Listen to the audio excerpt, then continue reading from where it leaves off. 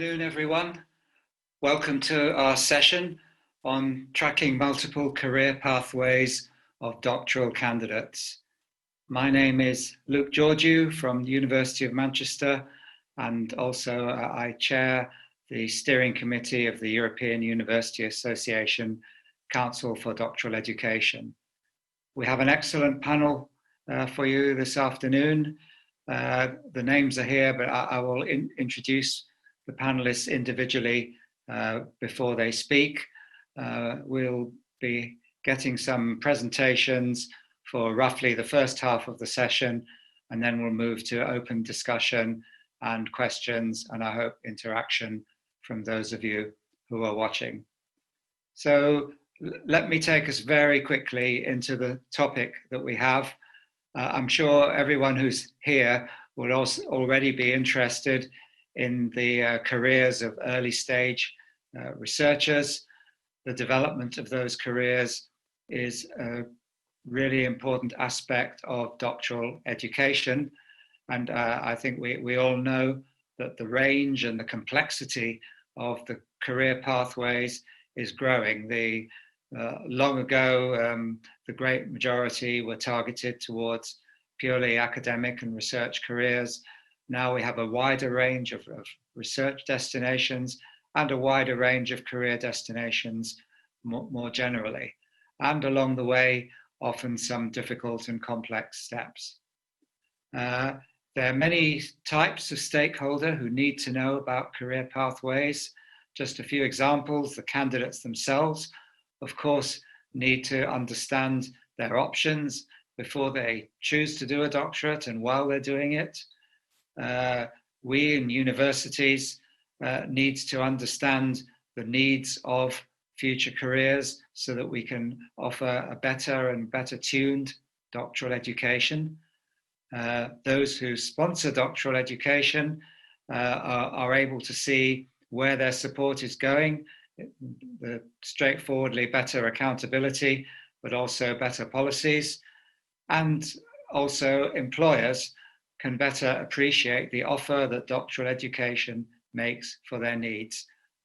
All of us benefit from having a better appreciation of the value of doctoral education. So you'll be hearing more about the why. Our session will also deal with the how, and you'll hear about some examples and some of the practical challenges to career tracking, including all of those which are associated with personal data collection. So we hope in our session to take the area forward by sharing perspectives, both among those who are presenting and in the wider hope to gain further insights from those of you who are joining us today. So let me leave it there. Thank you. And we will move straight to our first speaker, Alexander Haskell, who's head of the European University Association Council for Doctoral Education, and is the only one of us who is enjoying the pleasures of Trieste. Thank you very much, Luke. And before I start with the presentation and actually what we talk about here, in UA and UACD, we are also organizing a lot of events, and there's everybody who is organizing an event, we are thinking, how can you deal with practical on-site event in this time of COVID-19? And I really would like to use this opportunity to thank and congratulate the organizers, the technicians, who really, and I could see this yesterday and today, have done an amazing job in finding a way to bring people together, even in a situation where we all have masks and other forms of social distancing and protection, but really well done. And I would really like to congratulate and thank you all for this. But I'm here now to introduce a little bit into this topic and also why we choose to address this in the course of this session.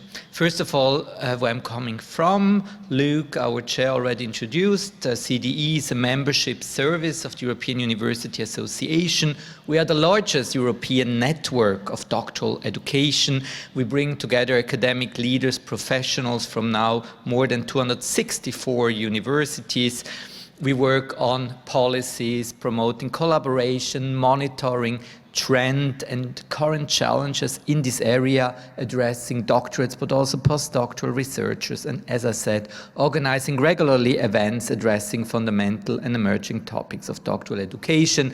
We have worked in several topics in the last 2-3 years, including research integrity, open science, interinstitutional collaboration, well-being, mental health of doctoral candidates, the SDGs, and a lot of topics which are now at heart of doctoral education in Europe.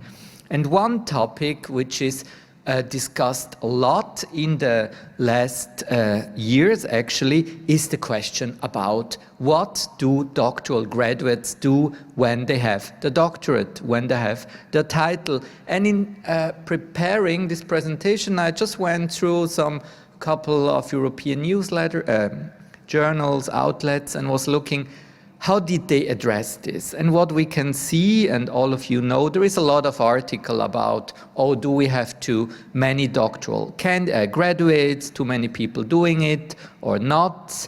A lot of these articles I found are actually also looking how many of the doctoral graduates can stay in academia and not. And what I found interesting, and maybe this was a coincidence, a lot of these articles in all this journal had a question mark actually. Brauchen wir die alle? Necesitamos todos. So do we really need all of these or not? So it's a question a lot are discussing, and then you will find other article actually responding to that and saying, yeah, no, that's not a thing. You have a great professional future in it. You have nearly guaranteed careers, even though they are not always that what you wanted. And here we have more often surveys based on employment rates, but also the ones who are very much in favor and say, no, it's not a problem. There is not a lot of real evidence going more into details. Where are going doctoral graduates and what are they doing? Are they satisfied what they are doing? And so on. So we at EUACD decided to work on this and to look what are universities doing, so the institution where the doctoral graduates are and which have the best access to these graduates to address this. And in this group we were, and Luke already introduced to that, so I will be really short. We first discussed why do we do that? What are the reasons? Why do you have so many articles about that, but also what are motivations? So one thing, of course, is that there is a rising number of people with a doctorate, which is not exactly the number we have of full professorships. So at the end, we need to start to think where are going people. It's not just we say, yeah, you have your doctorate, you become a professor, not a problem at all. It's also that it's a risk, of course, especially when you focus, for instance, on this issue that not everybody can become a full professor, that next generation, especially people who may not have a very well financial background, may be afraid, say, should I really do a doctorate in order then to have strong economical problems or no job? But it's also about the quality. We have introduced in the last 15-20 years in the majority of European universities training on, for instance, transversal skills, also addressing the better employment opportunity. Are we there where we wanted to go? It's also about strategy. What is the strategy of our institution addressing or knowing where our early career researchers are eventually going? Also for funders and others who are now investing into supporting early career researchers in their career, being in or outside of academia. Also here it would be very helpful to know better where this all is going. And of course, it's a public discussion. And that's why I introduced all these articles or these titles. Universities are also interested to bring evidence to the public and to have a better informed decision about career path. So, of course, we are not the first one who are thinking about these questions. I just mentioned, and of course I cannot talk about all of them, but there have been, being it ourselves from EUA, a project called Track It, our colleagues from Vita, and I know Kate from Vita has been also here on the program of ESAF, who also made on the UK situation. The European Science Foundation has done important activities, or also the European Commission, and with the Euro Graduate Survey, we will talk later about that. And then there are currently some projects, for instance, just now headed by the University of Tromsø, the Doc Enhance project, where it's also looking into the tracking of candidates, or also, for instance, outside of Europe, our colleagues at the US Council of Graduate School have regularly their projects. So there are already work done.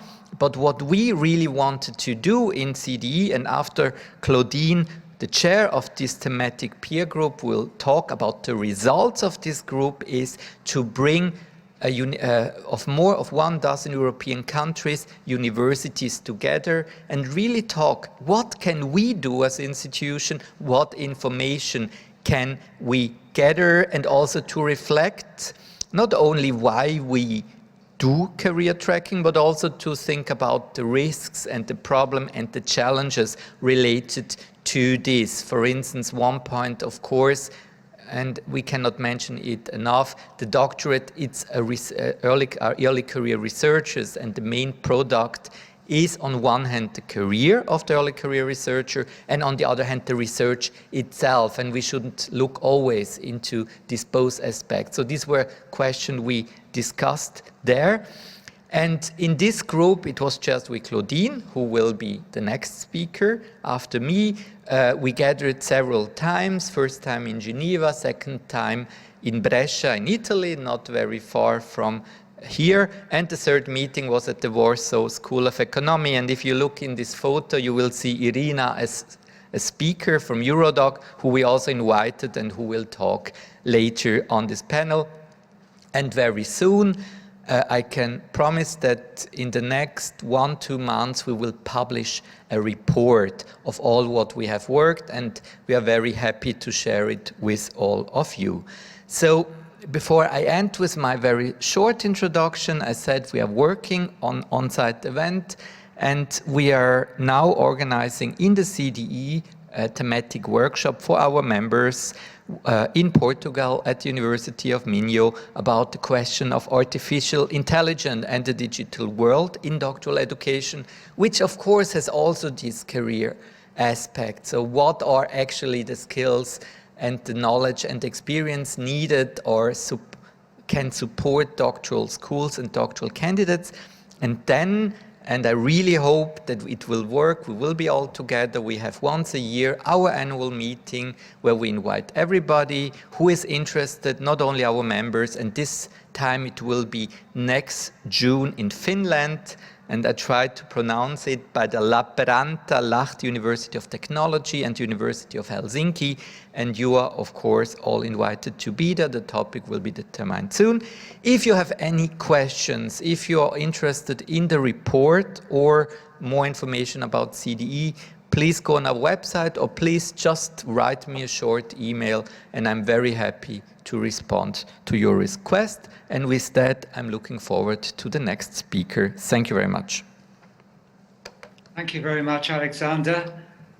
You've set the scene for us very well, and very specifically, you've set the scene for our next speaker, Claudine Lesinger, head of the graduate campus at the University of Zurich, who chaired the thematic peer group, which you've just been talking about. And Claudine, your slides arrived before you did. We have it already, so please continue. Thank you, Luke. Yes, so this is all wonderful, the way we're coached in technical terms. So this is a really nice experience. Thank you so much for that. And thank you, Alexander, for setting the stage. So indeed, we had this thematic peer group on career development and career tracking, although very, very easily or very quickly, the group was focusing much more on tracking than on developing. Yes, exactly. So the members of the thematic peer group were all pretty in sync that their institutions are already doing a lot in terms of development, career development, but tracking was an issue that we all were really starting to explore. And so when I was preparing the presentations, I realized that I had a little like visual material for it, and asked my son to draw a career ladder. And he said, no, it's not a ladder, it's going to be a bean that grows. And so he did his little bean and developed all these different career paths, where we have one person up here who's really kind of the entrepreneur for me, or here he made me a professor, which then of course once in a lifetime. And over here I see the graduate who's then heading off for industry or something else. So we in our thematic peer group discussed all the different ways of tracking, and particularly also why the tracking. So now already Luke and Alexander addressed why tracking, and I'm just going to summarize briefly what our thematic peer group said. It's namely, it's a very good tool to find a fact-based narrative to promote doctoral education, and also to get qualitative information on doctoral education. And then, of course, since the surveys, often they just really try to get data from all the different disciplines, it's also a good way to give feedback individually to the doctoral programs and how they're doing with their education. And finally, it's also a good way to show the public, and we've already discussed the public aspect of that. It's showing the richness of what's being done at higher education institutions, and also to get inside information on the different career pathways, and can help potential candidates, but can also help understand the labor market. And of course, it will help us to better advise current doctoral candidates on their possible career pathways. And it's also good for our institutions to showcase success stories and support. So basically, I was thinking about what are the key elements in there. And we have one important aspect that is quality assurance. So the members of the thematic peer group were really all agreeing that to get the qualitative information on doctoral education was really important. And it was a good way to get it through surveys. So with that, we can then give feedback to the programs, but also get that feedback on the different career paths and better advise the current PhD candidates. And then in terms of information, and information here is either information for us, the institutions and the doctoral programs or graduate schools, to improve maybe their training, but also information for the broader public. So this is kind of a mix of things. But there again, we have several of the same issues. I've just grouped them according to keywords. And so we also find that it's important to promote doctoral education among potential candidates, because we have more information on where that could head. Again, show the richness of what's being done at higher education institutions. It's either for the public at large, but it's also for our potential candidates and inside the university. It's also good to get the feedback on the different career paths. Again, both to show inside the university and the programs what can be done, but also for potential candidates. And of course, help understand the labor market, and also then with that to better advise current PhD candidates. So this information that we get through the tracking is really important. And it's also important for the lobbying. So we can actually make sure that our budgets aren't cut, or that they hopefully might increase in the future. So we try to promote doctoral education among politicians and funders as an essential part of our knowledge economy. And again, there's some of the same stuff I just said. I just coupled, or I grouped them according to the keywords. And then finally, the members of the thematic peer group were really also looking into this different aspect of community building, and how the surveying and tracking of doctoral candidates or doctorate holders can help to build the community. And it's really very important task for alumni organizations to show the success stories. It's also good to better advise current PhD candidates and to get feedback on different career paths, as well as to show the richness. So then we were asking who does the tracking, because we identified all these different key interests, and not all the tracking are being done by the same people and for the same purpose. So one on the lower level maybe is the doctoral programs and graduate schools. we, the thematic peer group, identified that they are mostly handing out exit polls right after graduation, or they are actually sending out graduate surveys. Some of our members did that. Some did it in writing, like online. Some did that actually by phone, that they would call their graduates, make sure that they answer the feedbacks. And here, basically the purpose of this kind of exit poll or graduate survey was mostly to get qualitative feedback on doctoral education at large. Very often it concentrated on the satisfaction of the PhDs and how their experience was, how the doctoral training, how the supervision.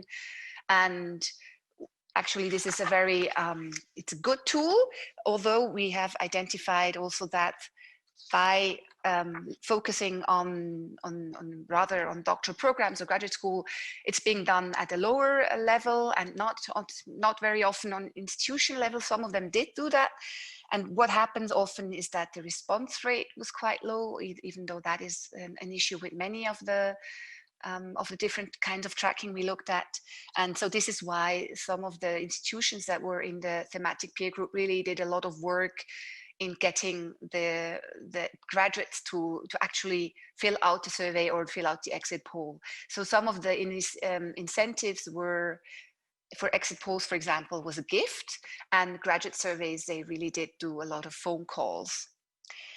Yes, so the other tracking that we identified was kind of also surveys, some of them with similar questions and with the graduate surveys, but no, sorry, I missed that. No, sorry, this was from the university level, but mostly the ones that are in charge are the data or the quality unit. I'm sorry, I just mixed up a few information. So this is the surveys that are based on registered data.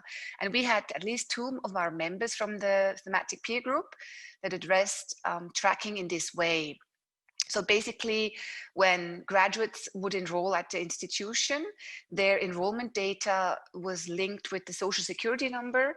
And once they would leave the institution, and if they were still in the same country and they started working, then they could get that, the university data quality unit could get that data and figure out in which sectors they found work, what their income was, how long it took them to get that kind of work. And this register-based data analysis is much more a quantitative way of getting the data. And it's not to be compared to the exit polls or graduate survey, which are much more qualitative and in terms of satisfaction. The surveys based on registered data are much more focused on really getting all the labor market information, who fares well, and it's all based on the data that are generated through the social security numbers. So basically what happens with this kind of survey is that the graduates who leave the country, and with PhD graduates, very often they leave the country, for example, to do a postdoc in a different country, or they go to a different country because this is where they come from originally. And so this kind of survey, of course, cannot track what people do outside a particular country. So it would be nice to think about having something data-driven on a more like European level. So finally, this was the National Statistical Office, the actor that is actually interested in getting more national graduate surveys. So they have similar questions than the graduate surveys administered by graduate schools or doctoral programs. But of course, they also have much broader questions, and their incentive is also to get information on labor market, but it's all self-assessment. So it's all the graduates who actually talk about their experience in the labor market once they graduated as a PhD. So it's about the entry as well as their development and how they assess how well they fared and what were the drivers. So what parts of the PhD education was really beneficial for them, and how satisfied they are with what they learned during the doctoral education. How can they apply it in their life now, in their professional life? So this kind of national survey actually has a lower response rate than often the exit polls have, because they often are administered 1 year after graduation, and then again 5 years after graduation. At least this is the case in Switzerland. And so basically we as a university, as the University of Zurich, we get this kind of data from our university. But even though the statistical office keeps writing to the graduates of the different universities in Switzerland, very often the graduates do not actually fill out the survey. But what is interesting for us is that we have a national benchmarking with that. So finally, the TPG members also saw that one of the important actors in tracking are the alumni services, and their interest is basically to engage in community building, increase the reputation of the institution. And most of them, I mean, almost all the alumni services from the institutions involved in the thematic peer group, they used a digital alumni platform. So either they built their own from scratch, or they used an already ready-made industrial or private provider for such services.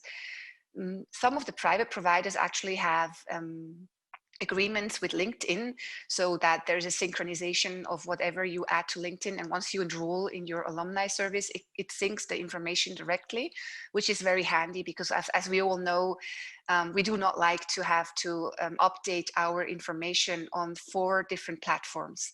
So basically, one of the negative points of these alumni services that we identified was that if the alumni have to add their information and keep updating it, then there's very few who actually do it. They lose a lot of traction, a lot of alumni. But what the benefits are is really to keep alumni engaged, to enlarge their network. And some of them also use it to track where alumni have gone and get some more qualitative information on the career path of alumni. Yes, so our thematic peer group had a couple of recommendations in that we elaborated, and basically one of them is really that we have to be clear about the purpose and the information we want to get out of this tracking. So a kind of a vision of what kind of insights we're looking for, so that we can choose the right way of tracking, because different tracking methods lead to different kinds of data and serve different kinds of purposes. And also we recommend that everybody plans the process very ahead, like way ahead and with care, and they include all the necessary stakeholders, because often what one does is that we just think, oh, we can just do a survey, and we plan too late, or we do a huge survey that's way too large, and so people lose interest in filling it out. And we should also be aware that actually other institutions have already been dealing with this issue, and we can learn a lot from them. So we also figured out as a group that we have to understand the limitations of the data that we will be getting. We must also make transparent the possible bias in the data and address it appropriately, and also just make sure that everybody can agree that it's the results that we have gathered really reflect the past and are not just in any way a perfect indication of what the future might bring.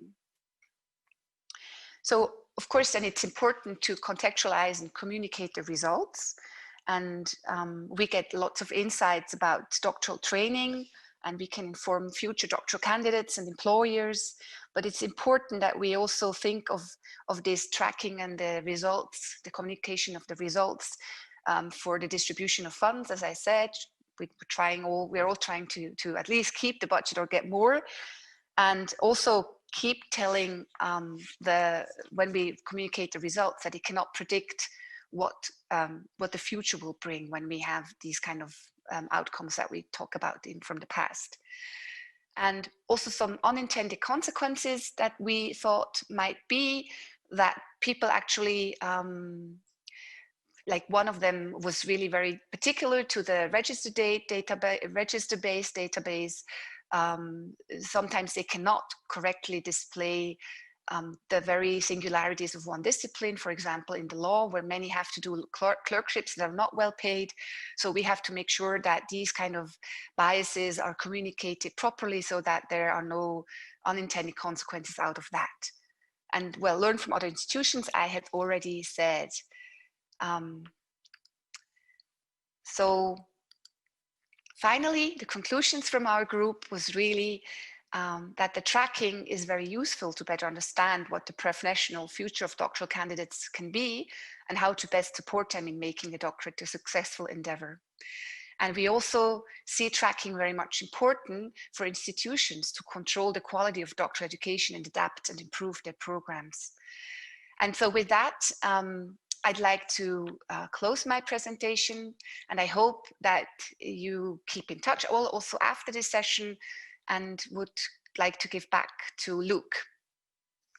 Thank you very much, Claudine. And as you said and Alexander said, the report of your group will be available quite soon from the EUA CDE website. And I'm sure anyone who can't get it that way can email and ask for it as well. So let us move along to our next speaker. It's my pleasure to introduce Claire Morrell, who's head of unit in one of the best known sponsors of early careers and the Maria Sklodowska-Curie action. So Claire, please.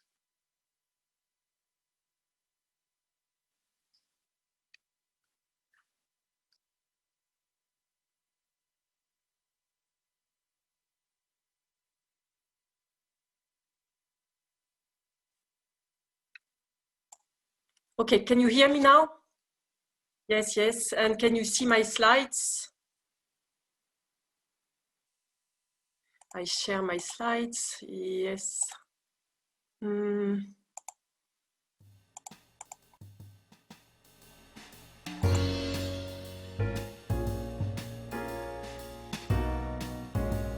Yes, is it okay?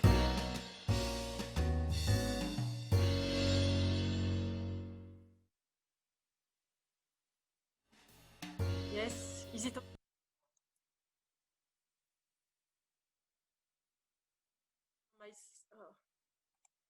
This is my slides. Can you see them?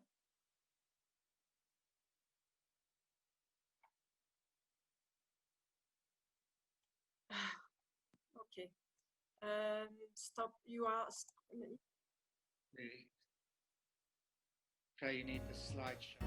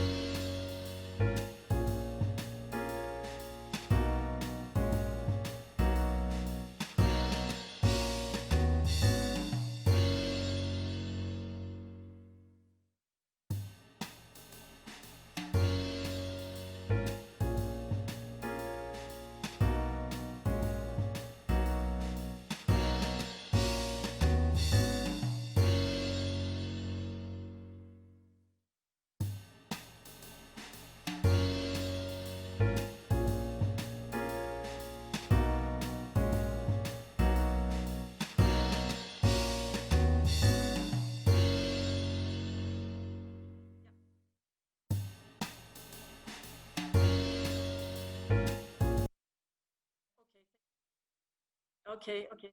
Sorry, sorry for the slight delay in starting my presentation. So indeed, I'm Claire Morrell. I'm the head of the unit in charge of the Maria Sklodowska-Curie action at the European Commission.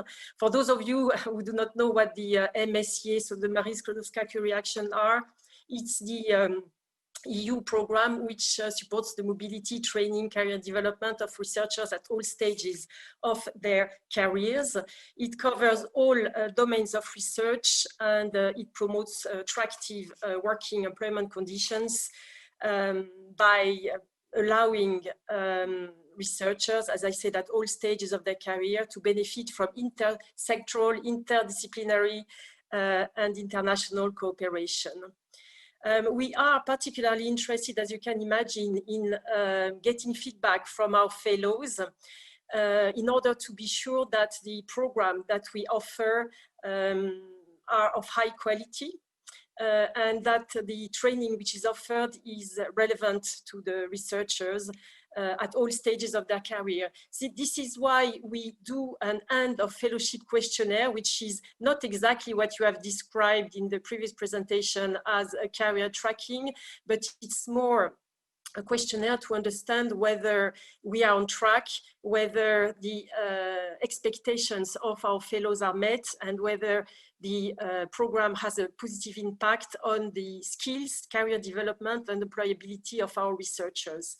So since we started this phase of the MSCA program in 2014, we had so far about 12,000 responses to those questionnaires. The level of response is different according to the different actions that we are promoting. What we're interested here are what we call the ITN, so the innovative training networks, which are doctoral networks.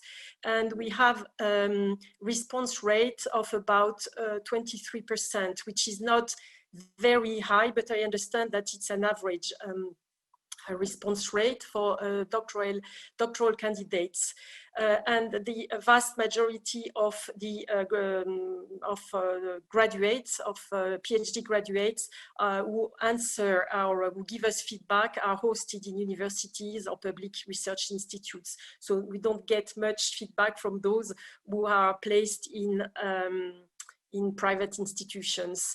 We see, generally speaking, that the impact of the MSCA is on career and employability is very high. So usually it has a very strong impact on the personal and professional developments of our fellows. And this is particularly true for the individual fellowship, for postdocs, who to a great majority consider that the program has had a very good impact on their career.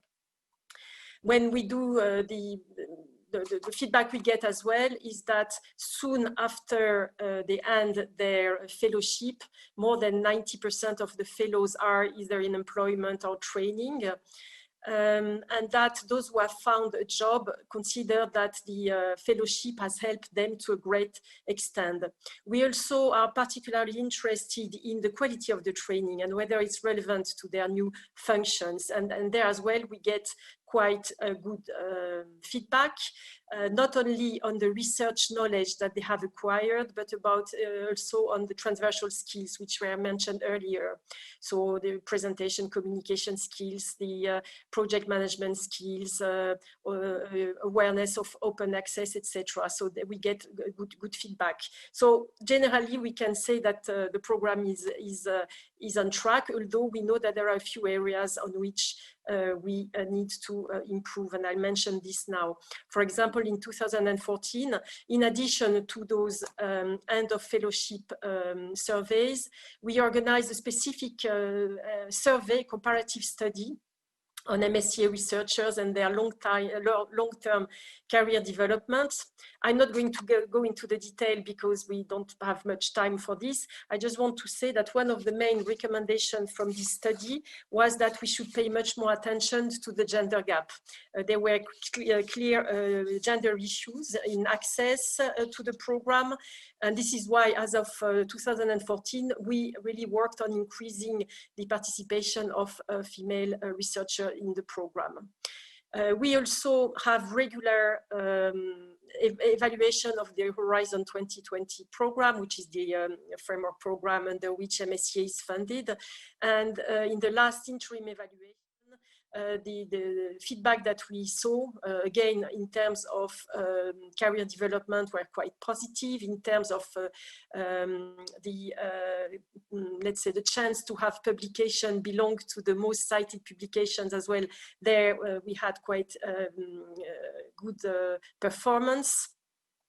In terms of international mobility, of course, this is a requirement under MSCA, but we see that our fellows, in particular the postgraduate fellows, are much more mobile after the end of their fellowship than researchers in the same comparison group. One area where probably we need to improve, and this comes regularly through the surveys, is the need to develop much more the transferable skills that are needed to work with the private sector and the industry. We see that still a small number of our fellows, in particular the PhD graduates, move to the non-academic sector. You see 19%. It's more for the RISE fellows, but RISE fellows are people who are already well advanced in their career. So this is why in the new version of the MSCA, we are introducing new measures to promote cooperation with the non-academic sector, including financial incentive. You mentioned as well on several occasions the role of the Alumni Association. We also have a big global Marie Curie Alumni Association. It's a key instrument, I agree, to gather information on career tracking because they have their own online regular surveys. They even take part as well sometimes in or organize, or they are funded to carry out career tracking surveys. For example, recently they did one on expectation gaps between employers and early career researchers. In fact, it's the subject of another ESOF session, and this was based in Flanders, and it was funded by the Flemish government. And the Alumni Association helps us as well to provide career development opportunities, training on transversal skills like entrepreneurship, leadership skills, career transitions. I'd like to mention another tracking initiative, which is taken at European level, and it's funded by the Erasmus program. And our colleague Irina from Eurodoc, I think, will tell us more because she's part of the expert group who has been working on this initiative. This is based on a council recommendation that were published, I think, earlier this year on graduate tracking. And the objective of this council recommendation is to really encourage member states to develop comprehensive tracking system for tertiary and vocational education and training graduates, and to improve the availability of comparable data across the EU. This was mentioned, I think, as well earlier as an important element, how to compare data between countries. So an expert group on graduate tracking was set up in 2018. It represents, there are 100 experts representing member states, social partners, stakeholder organizations. So they took part in this project, notably by launching a pilot graduate tracking survey to assess the links between the learning experience of the graduates and their labor market integration, their career path, working conditions, the skills and their perceived skills in a number of European countries.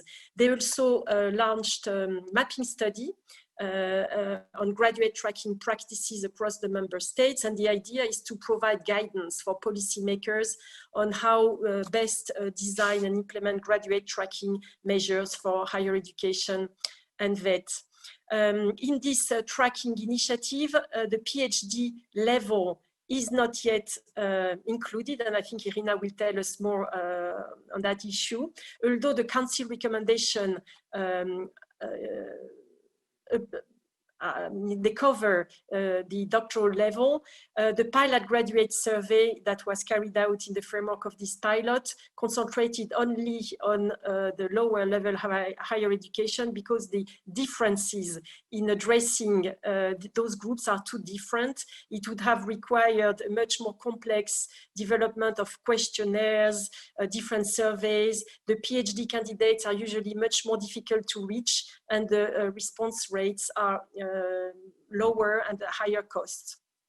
However, for the next phase of this pilot project, the Commission is considering to include PhDs into these European-wide surveys. So, so those are the next step of this project. And in addition, as of 2021, this group of experts will also offer assistance in building the capacities for countries who want to develop capacities for tracking PhD graduates. So that was all what I wanted to say. I was quite quick into, let's say, going through a large number of initiatives, but I would be, of course, ready to answer any question you might have. Thank you. So thank you very much, Claire. Slides have gone, good. So we have one more presentation before we move to discussion. This comes from Irina Dektyarova, who's, as you've just heard, is an advisory board member coming from Eurodoc and therefore representing the researchers themselves. Please, Irina.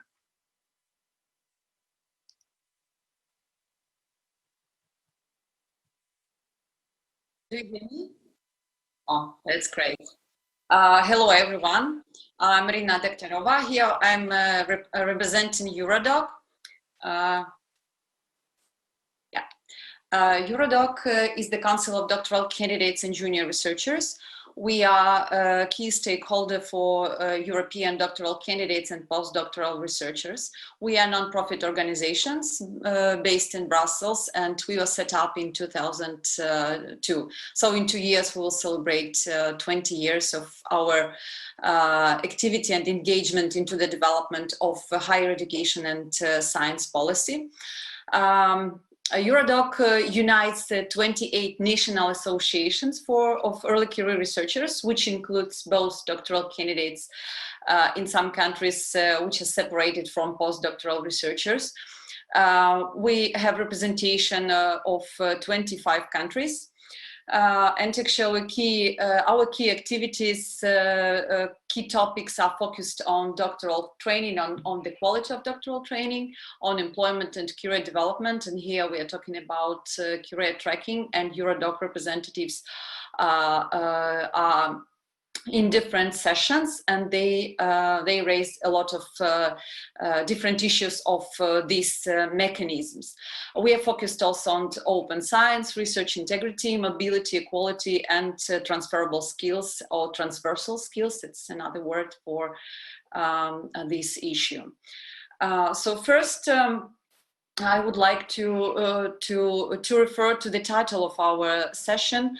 When we are talking about multiple career pathways, that's actually something new which appeared during last few decades, because previously it was only one traditional career pathways for those who graduate from the doctoral level, who got a PhD. So it was quite clear that there is only one pathway, just academic sector. But now we should take into account this multiple context and so-called scientification of economy and society. And academic sector actually remains a traditional career destination, but not probably a dominant one. For example, OECD countries, they say that PhD graduates, doctorate holders, they have the highest employment rate across OECD countries. 92%, for example, master's graduates, they have 88%, a little bit less, but anyway. So it's like more advantage for any kind of professional. And what we need to also to remember that academic sector, academic profession is not single and homogeneous more.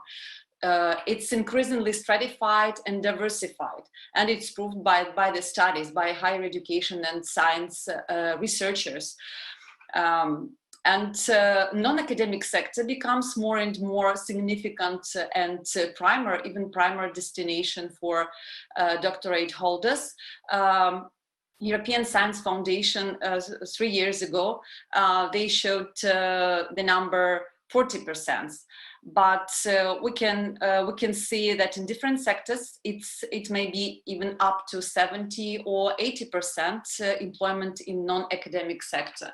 And it's not considered like disadvantage anymore. It's considered like a normal but multiple career development. And boundaries between research and non-research jobs, as was proved by and stated by Leroux, becomes more and more permeable. So these two sectors, they become more and more interconnected than it was, for example, 50 or even 40 years ago. So that's why transferable skills or transversal skills becomes also more and more important because of these multiple career perspectives. And doctoral training, of course, should ensure that doctoral candidates, future doctorate graduates, they will be able to engage these different career pathways. Depends on their desires, on their profile and field of science or industry. Of course, doctoral candidates or early career researchers in general, or even master students, master graduates, they should be aware what are the career prospects. And as Claudine mentioned, some need for sustainable career prospects, need for this awareness. What is going on in the professional area? What are my perspectives, individual perspectives? For example, could be also valuable for master students in their motivation or demotivation to continue their studies on the next level, on the PhD level. It was mentioned and written in your CDE newest report. Unfortunately, there is still lack of data and tracking mechanisms on different levels, on the institutional level, but also on the national or European level. So thank you, Claire, for introducing me as a member of European Commission Expert Group on Graduate Tracking. Yeah, you are absolutely right. PhD, covering PhDs with Eurograduate, this is the name of this pilot survey, but probably it will be remained also for the future initiative. Covering PhDs is really an issue, and we discussed it in the expert group, but also we discussed it with Eurodockers. But before the initiative of the European-wide graduate tracking system has been projected and piloted, there was a Eurograduate feasibility study conducted by German Center of Higher Education Research and Science Studies. Actually, they are also responsible and the key scientific and methodological operator for the Eurograduate pilot study. Actually, they analyzed and asked key stakeholders, ministries, governments, national conferences of rectors, and also other stakeholders. They asked also about PhDs, and you can find very interesting information in this Eurograduate feasibility study. So from the one hand, we can read that doctoral graduates, they are the best educated part of the country's workforce. So it's a huge and important part of the workers, highly qualified, and it would be really very relevant, very important to cover them, to track them, also together with bachelors and masters, like traditional graduates. And so the vast majority of ministries of EU member states, national rectors conferences, researchers and other stakeholders, they would support covering doctoral graduates. So that's from the one hand, but from the other hand, the same key stakeholders, they state that PhD level is too different comparing to bachelor's or master's, and the graduates are completely different. And the other issue is that they have some working experience while they study, and the questionnaire should be completely different, so that one for bachelor's and master's is not completely relevant. and it would complicate the overall Eurograduate design and survey. And of course, the countries, the ministries who would be responsible for conducting European-wide graduate tracking survey in their own countries, they would have like operational problems. And the lack of contact also was mentioned. And of course, high costs. So here I collected some pros and cons of covering PhDs by Eurograduate, which is taken from my impressions of participation in the discussions in the expert group, also of like off-stage discussions, and our discussions in Eurodoc. So I will start with, of course, with pros. First, and the most important, if we are talking about the systemic level and much more about the European level of policy, we definitely need comparable data. We definitely need data which are collected using the same methodology and focused on different categories of different cohorts of higher education graduates. So comparable data for the whole higher education system in the separate country is important, as well as for the European Union. It would be really valuable, as, for example, we have Eurostat. And of course, there were a lot of problems when countries tried to adjust their own statistical information to the European standards. PhD level is still third level in the Bologna process. And European standards and guidelines, they are also relevant for the doctoral level. At least it wasn't denied before. And by the Eurograduate, it was declared that level 8, so the equivalent for like higher education academic level 8 will be covered.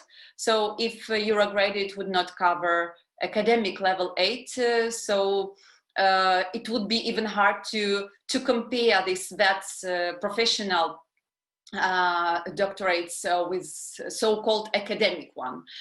To my mind, our understanding and people's understanding of labor market for doctorate graduates a little bit outdated. So people do really have a lot of different stereotypes that doctoral training is just like reproduction of academics. It's not this anymore. It's not true anymore. And general issues which are relevant for bachelors and masters, they are actually relevant also for PhDs. For example, mobility experience, salaries, mismatch or match their competencies and the jobs, their qualification and jobs.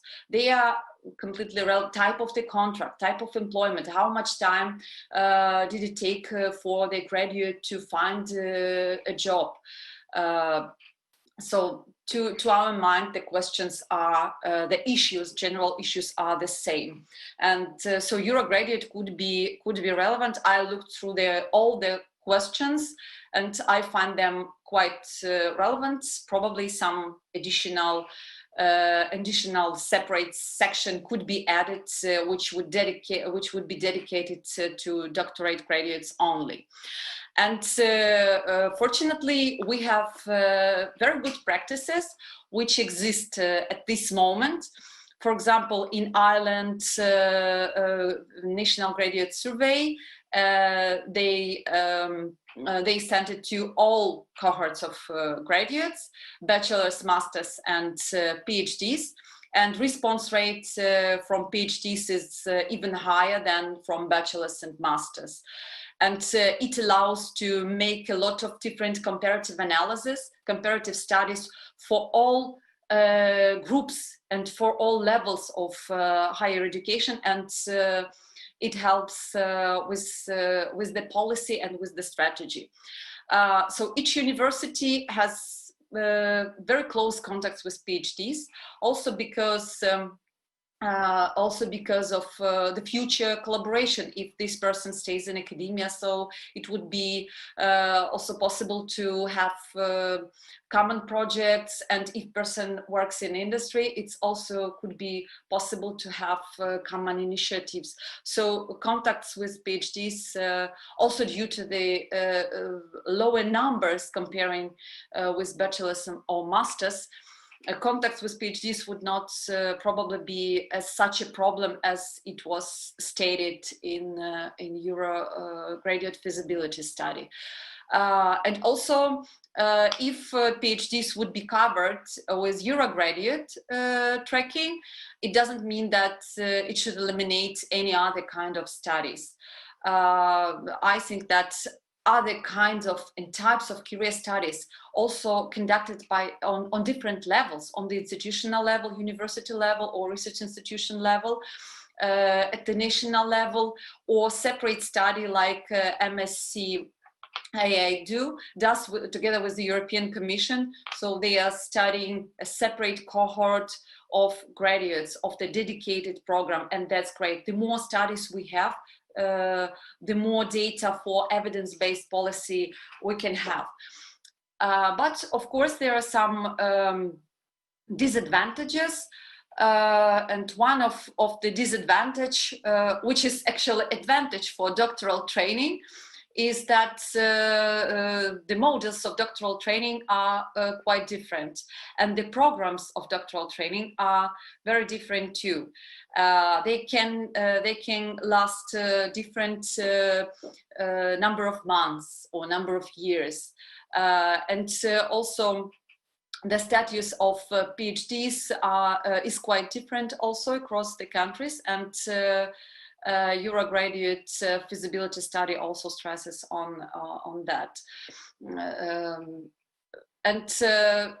Yeah, labor markets and career development, like it was considered traditionally, it was quite specific.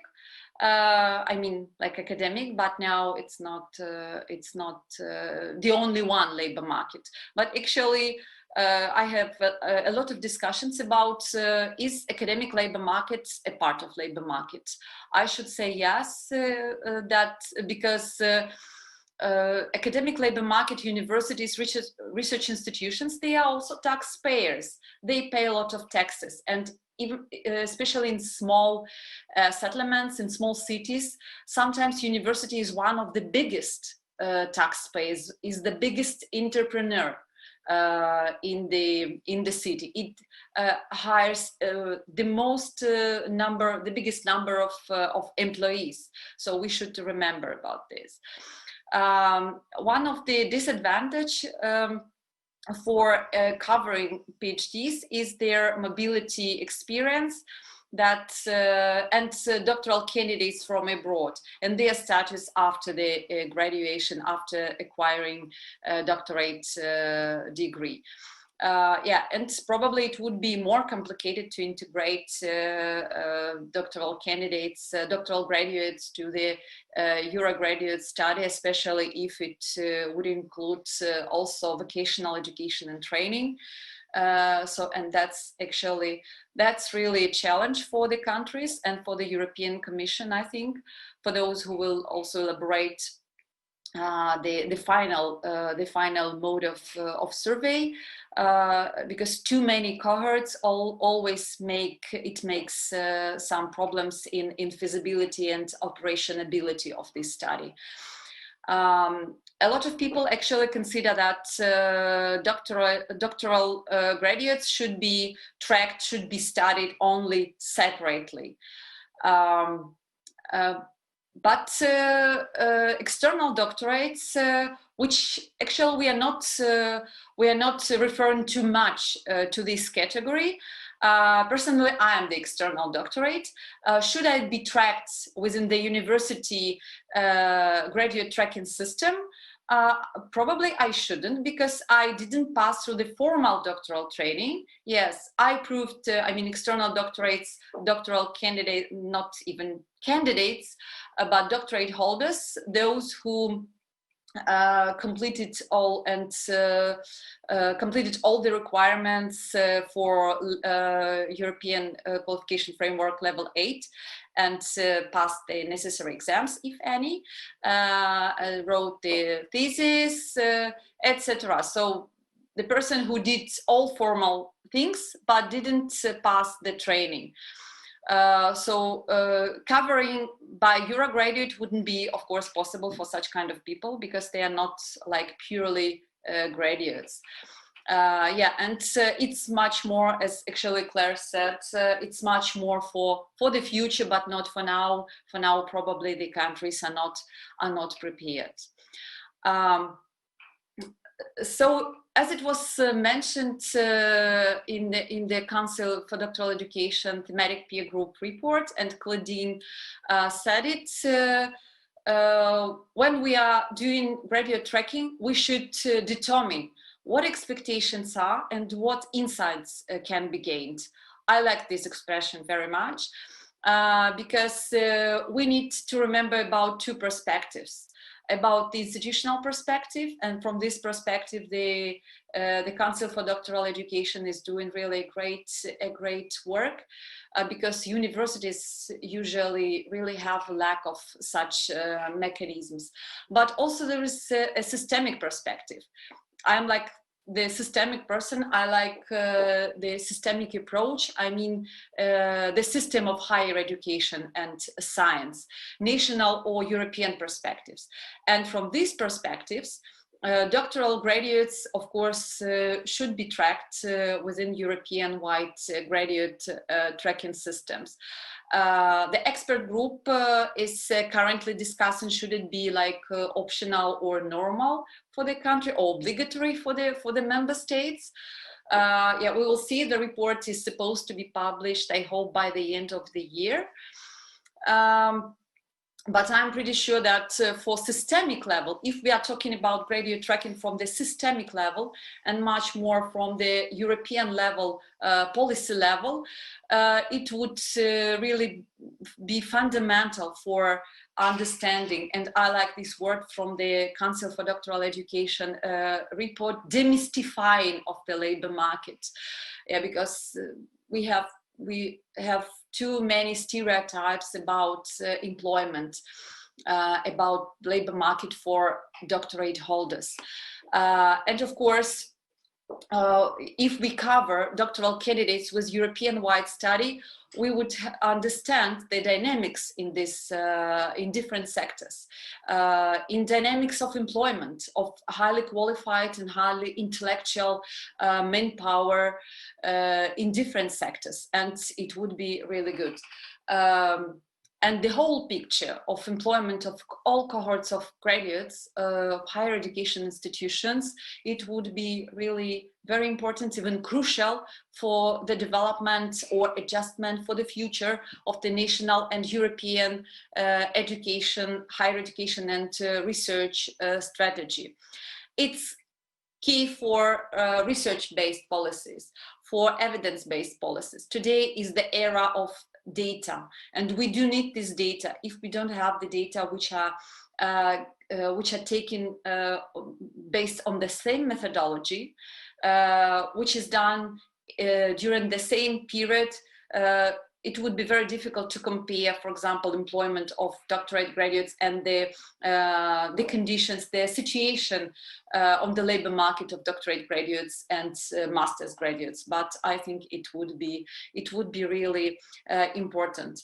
And value of doctorates for knowledge-based society should be also emphasized, and it will be increased by such type of tracking activities, because it can show that doctorate degree is not just for reproduction of academics, is not for just upbringing and development, new professors, etc., but it's also a valuable contribution to the development of industry, development of society, and data on multiple career pathways would be very important for PhDs, as Claudine mentioned, during their training, for perspective, And also it would be also possible to cover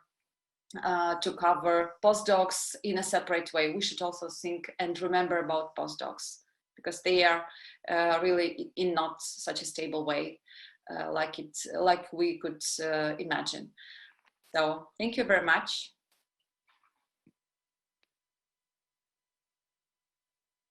Thank you very much, Irina. So that brings us to the end of our presentations. Let me see the whole panel. Yeah, we have some questions have come through from the audience.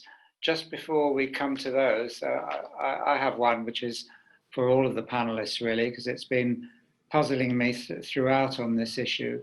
And that is if you think what careers look like, you know, they go through many stages. Some would say the precarious stages, jobs changing. So it's not stable. So the conclusion from that is that the timing of any career tracking is going to yield you different results according to when you do it. So what is the optimal timing?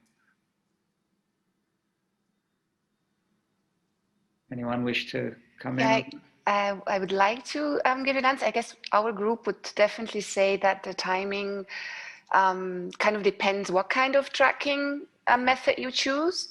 So if you really want to know more about the experience right after they graduate, probably it's an exit poll or a little survey, a graduate survey.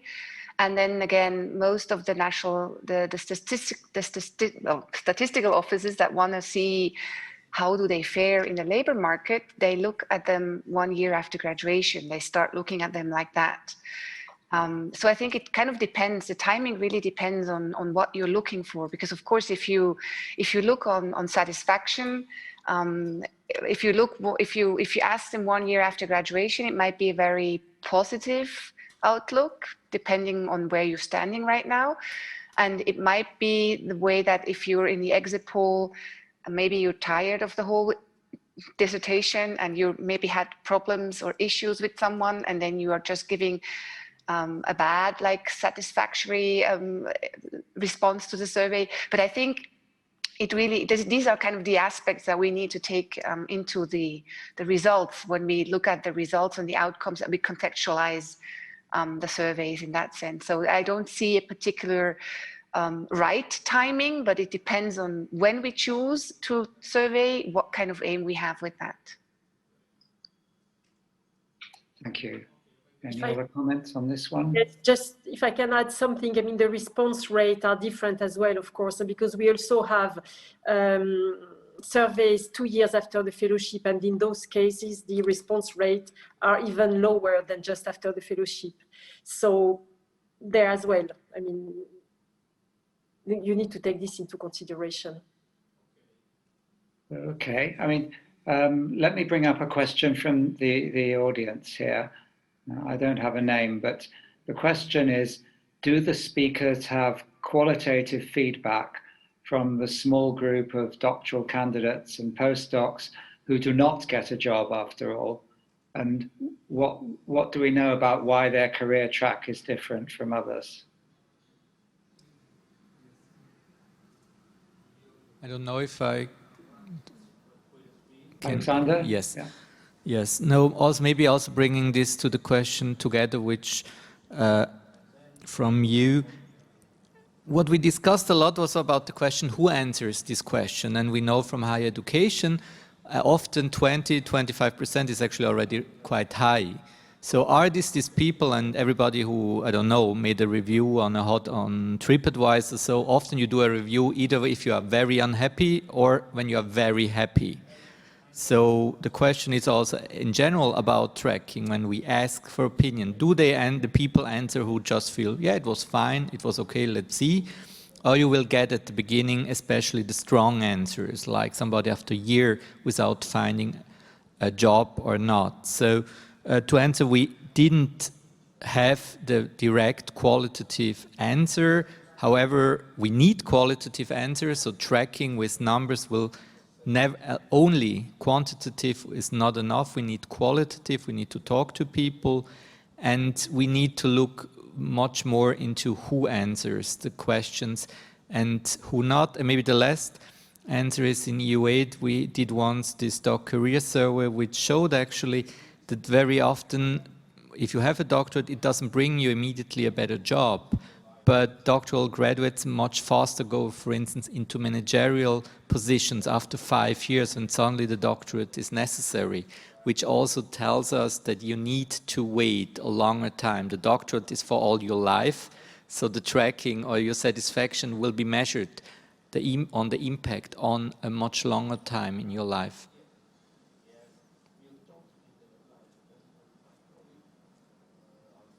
Perspective, as we are gathering together a lot of different doctoral candidates and also postdoc from all across not only European Union but also European Eastern Partnership countries, and we see that after the acquiring doctorate degree, it could be really a great problem to find a job, but it always depends on what this person would like to do in future. Would she or he would like to continue in academia? And this is a problem really, because it was mentioned in our session, and not only, it's mentioned everywhere that too many graduates, to smaller jobs, so we don't have actually all job places. But if the person is interested in the academic non-academic sector, which is really very interesting today. For example, our colleagues are working in the scientific libraries. They are not like research workers, but it's a part of academic sector. They can work in the industry, which also relate to and cooperate somehow to the academic sector, but it's not academic sector. I'm working in the non-government sector, working in the Polish Rectors Foundation, so it's like key stakeholder. So it's non-academic sector by the job type, but it's related to academia. But postdocs, the situation with postdocs is a little bit different. They, to our mind, they have maybe more dangerous position, because doctorate graduates, they can always go to continue on the postdoctoral position. On postdoctoral fellow, and there are a lot of different options, funding options for this kind of employment, temporary employment. But after postdoctoral positions, some of our colleagues, they can't find a job, even if they are super qualified. If they are working in extremely important areas, for example, research integrity. We have a colleague from research integrity and ethics field. He finished his postdoc and he couldn't find a job during the COVID situation. So there is no academic job for him, and he would not be interested in changing the field. So the issue is, would these PhD graduates or postdoctoral researchers would like to change a field or not? Okay, maybe Can I just add from the Swiss perspective, because actually our national survey asks this question, and so it is a self-assessment involved. They ask, so if you haven't found a job yet, so what do you think is the reason? And so this is like, that's the kind of data that we get, but it's a self-assessment. Thank you. So somebody's asking whether you track the PhD dropouts, those who don't complete as well as those who do. It's kind of experimental design, I suppose.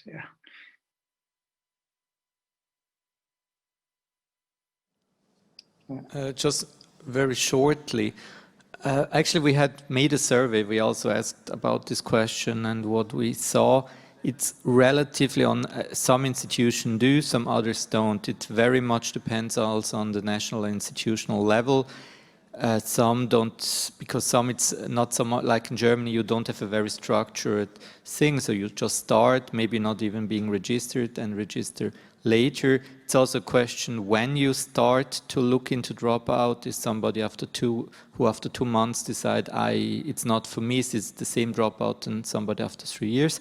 So very short, the majority of institutions may have some numbers, but there is not a general tracking of that. Thank you. There's a specific question for Claire here, which I think is to do with the current crisis. So, will international mobility be replaced by more intersectoral or intranational mobility in the future to cope with the current situation? Yeah, indeed, it's a very relevant question because a lot of the activities under the MSc are based on mobility. And we've seen in the past month that the COVID crisis has made the projects, has made mobility extremely difficult. This is why the Commission has taken a number of flexibility measures to allow projects to continue and sometimes not to respect the usual contractual rules. So our intention is not at all to replace physical mobility by virtual mobility. But of course, projects and researchers can decide to replace, if needed, physical mobility by remote work. So there will not be, at least at this stage, and I don't think this is the intention, to replace physical mobility by virtual mobility. But if it has to be done, it will be done, of course. I mean, we're quite flexible from that perspective. Yeah, I mean, this applies to the whole internationalization experience for students and others. Exactly, it does. It's just that under MSc, mobility is an obligation. It's amongst other things, a mobility program. It's the same for our Erasmus colleagues, yeah. We have to adapt. Indeed. Okay, so there's unusually a question where there's a name from who it's from, Matthew from Eurodoc. And the question is, can the speakers share their preferred line of argument to convince member state ministries to embrace the value of tracking doctoral graduates nationally? So, what are the arguments to make to create national tracking systems? Short version. This sounds like you, Claudine, I think. Mute.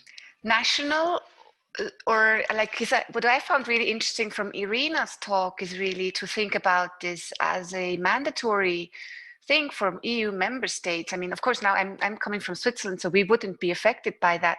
But I would very much hope that this would be some effort that we all try to do. Well, my kind of argument, or my favorite line of argument, is really to improve, control and assure or improve the quality of doctoral education through tracking. Of course, then the other part of it that I like a lot is to give the potential candidates a vision of what they can achieve with a doctorate, but also to make sure that we keep our budgets, that we get enough funds for higher education and doctoral education in particular. Thank you. Next, we have a comment. I think Irina's question on institutional versus systemic insights is important. At a national level, insights are often limited because of averaging different fields. How can we ensure that systemic insights are useful? Irina, would you like to start with that one? Talking about two perspectives. In fact, it's three perspectives. Yeah, but systemic perspective includes the national system of higher education and science, but also European system of higher education and science. I mean, there is no system formally, but there is a European higher education area and there is a European research area. And tracking doctorate graduates only within the European research area, only separately, that wouldn't be enough also for making evidence-based policy for European higher education area. So PhD, again, PhD level is the third cycle of Bologna. Probably is the question for European higher education area members to think about it. What is the place of doctoral training now within the Bologna process?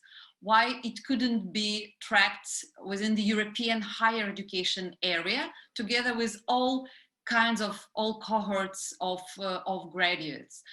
To my mind, it is really very important for the policy level. So systemic level, it means like policy level, for the development of the policies inside each country, but also on the European level. So for the policy level, having comparable data, having reliable data, which we are researchers, we are talking a lot of different things about reliability of data.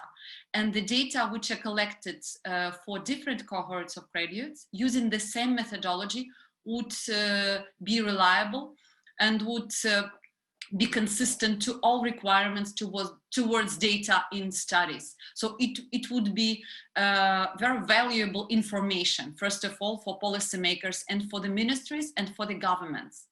And also to show that PhD graduates, they are the same graduates from higher education institutions or research institutions from the academic sector as bachelors and masters, and they contribute to the national economies, they contribute to the European economies, but they not just reproduce the academic profession.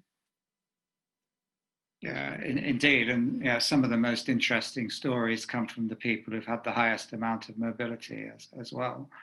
I can just give you an anecdote. Just this morning, we learned in my university from somebody saw a small article in a magazine that the new director of DARPA, the US Defense Advanced Research Projects Agency, is a doctoral alum from our university from the early 1990s.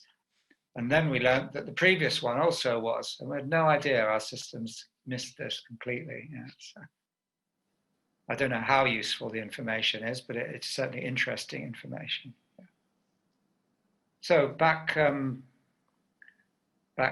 the questions. We still have time to fit in a couple.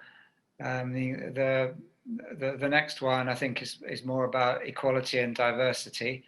How can people of color be given more spaces in academia? How can some hurdles be removed? Well, I guess that's not the job of this session to answer that, but maybe we could look more generally at how tracking can help with equality and diversity issues. Yeah. Can I jump in? I think we need role models, right? As there's so much discussion right now, also in terms of the Black Lives Matter movement, that if minority people have role models, be it in academia or in the industry, they actually feel like, oh, okay, if person X who's of my ethnicity can do it, I can do it. So what tracking can actually do is try to do this, to really highlight these success stories and show, oh, look, we have person X who is part of a minority group and has been really successful. And I think that is very powerful. So we should also use tracking for that purpose. I agree. Yeah, may I? And I've read recently in one of the studies that gender gap narrows with PhD. So it means that women with PhD degree, with doctorate degree, they are paid more than women without PhD degree. So, for example, I think that tracking studies, anyway, with or without bachelor's or master's, they actually can show how this gender gap is behaving. So, is it narrowing or it remains the same? And the same situation, I think, about minority groups, etc. Yeah, I mean, I think it's a good point to pick up on gender gap, which was in your presentation, Claire, I think, because the numbers of PhDs are more or less equal in Europe, I think 48 to 52 or something like this. But then it seems to change a lot once we get to the fellowship level. What would you think the reason is for that? You're asking me? Yes. Well, you had the numbers. Yeah. No, I had the numbers. Not to blame, No, in fact, I looked at the result from the study that we carried out in 2014, and I see that the women were slightly more frequently unemployed than men, the women with a PhD, and less often employed under a permanent contract, and that the professional title and position were generally lower than men. This came out from our study, and even the job satisfaction was somehow lower, and the level of income was lower as well for all degrees and professional experience, and that was back in 2014. So I mean, I think it just reflects a general situation, not only for PhD graduate. I think it's a general situation in society.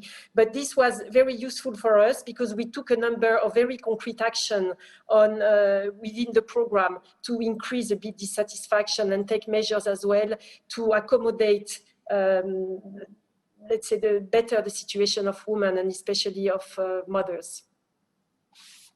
Thank you. Now, we're supposed to be seeing a countdown clock. I can't see one, but according to my phone, we're in our last minute.